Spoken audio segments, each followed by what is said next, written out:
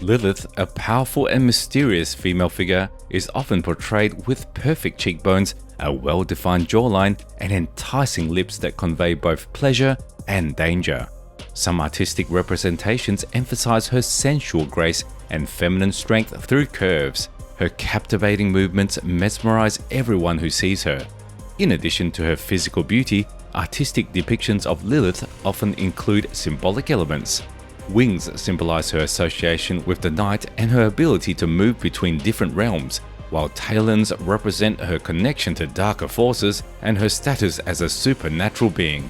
Lilith's allure combines beauty, danger, and mystery, making her a timeless symbol of female charm and strength. If you love mythology stories on YouTube, be sure to like this video and subscribe to Weird Mythology for weekly videos.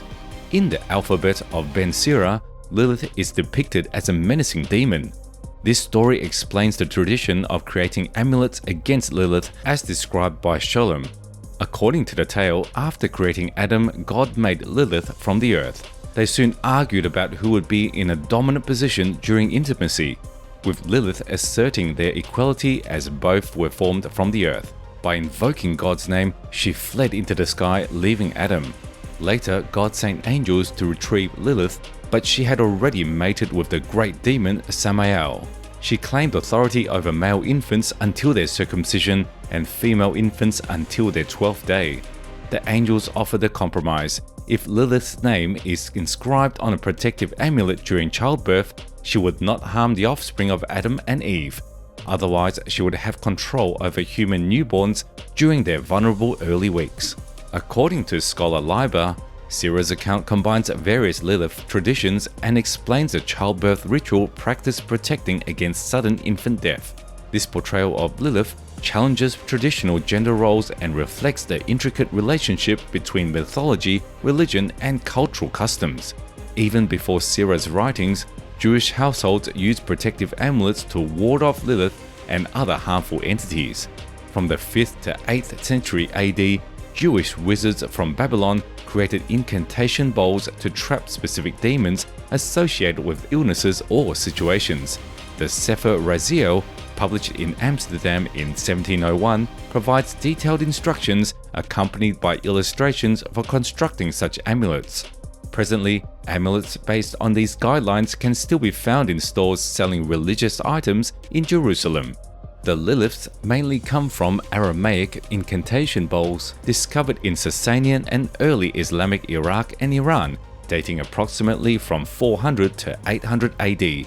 These were common clay bowls inscribed with incantations by ritual experts or ordinary people from Jewish, Mandaean, Christian, and pagan communities in Babylonia. Each bowl typically features a depiction of a confined Lilith or another demon at its center. These bowls were primarily used to expel demons from homes or from the bodies of individuals named on the bowls, or to counter harmful magic used against these individuals. Liliths appear in stories about evil spirits, often described as being both male and female. This is based on the old idea that these damaging demons could take on both male and female forms. As Montgomery explains, the Liliths are blamed for scaring people in their dreams or even in daytime visions. An example of inscription portrays them as beings that show up to humans, to men as women, and to women as men, and have sexual interactions with all humans at any time of day. This suggests that the Liliths are infamous for attacking people in sexual and reproductive ways. Therefore, it's not shocking that some of the inscriptions on bowls use words related to divorce to free people from the Liliths. They were also said to harm children.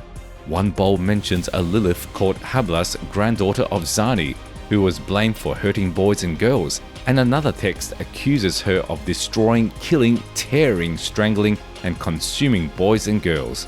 People used to place these bowls under the front doors of homes where a baby was expected to act as a protective shield. When these bowls became less popular, people started using metal or paper charms with a picture of a tied-up Lilith and prayers asking for protection. Some Jewish communities still use these charms today, showing that this old tradition continues. Moving on to how Lilith is seen in Kabbalah, a form of Jewish mysticism.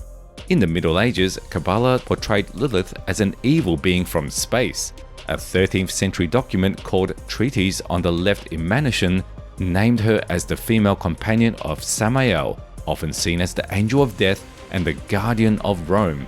After the first humans sinned in the Garden of Eden, Lilith and Samael are said to have appeared together from beneath God's throne of glory. More stories about them developed in the Zohar, another key text of Kabbalah, where they were presented as the evil versions of divine male and female beings.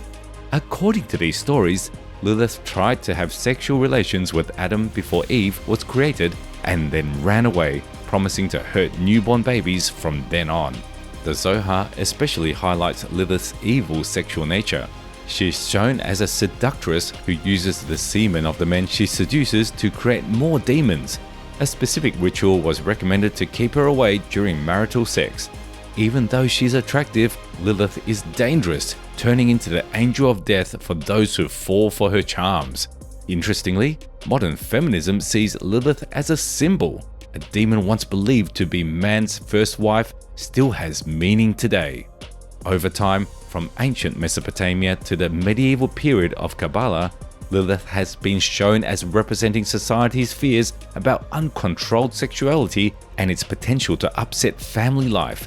She stands for the worries about being attracted to someone other than your spouse, the risks involved in childbirth and raising children, and most notably, she symbolizes a free woman outside of societal control. Lilith picks her own sexual partners, is wild and unrestrained, and isn't tied to the usual results of sex like having children. In contrast, the modern feminist movement has found strength in the figure of Lilith, changing her image from a dangerous demon into a symbol of female power and independence. Lily Rivlin's 1972 article in the feminist magazine Ms. aimed to restore Lilith as a source of motivation for contemporary women. Adding to this idea, a Jewish feminist magazine named Lilith after the legendary figure in recognition of her fight for equal rights with Adam was started in 1976. The first issue had an article that rejected the evil image of Lilith and instead praised her appeal. Interest in Lilith has kept growing among Jewish feminists, modern pagans, female musicians, poets, authors, and more. The book Who's Lilith? From 1998 includes a mix of articles and poems about Lilith's importance, especially for Jewish women.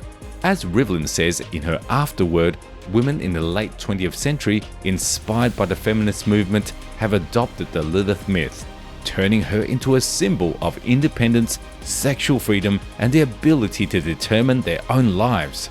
The transformation of Lilith from an outcast to a feminist role model is truly interesting. Earlier images show her as a disobedient woman, stealing children and seducing men in their sleep to create her demon children. In the 20th century, feminist writers and activists have reimagined Lilith as a sign of a different kind of female life, one that questions traditional ideas of femininity and power. Lilith has appeared in various ways across Middle Eastern literary works.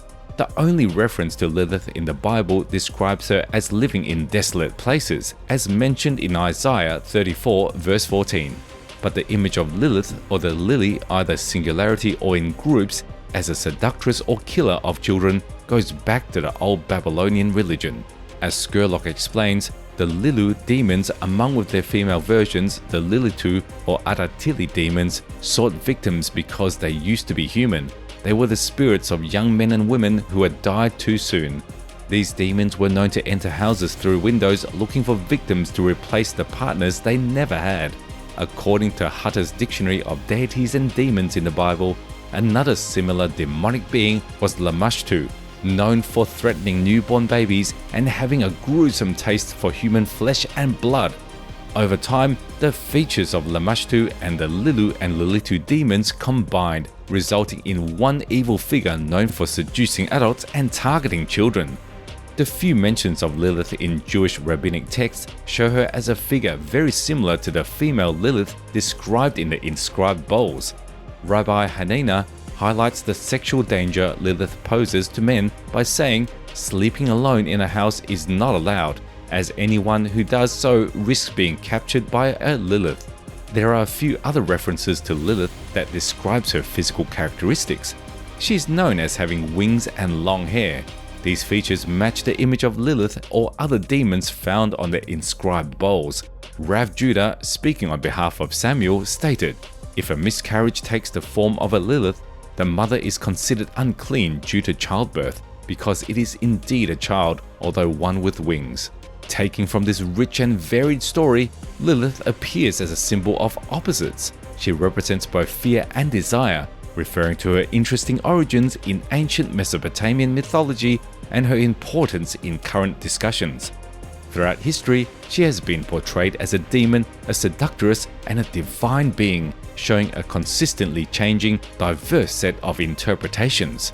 Through these changes, Lilith questions the traditional views of femininity, standing as a strong symbol of female rebellion, independence, and empowerment.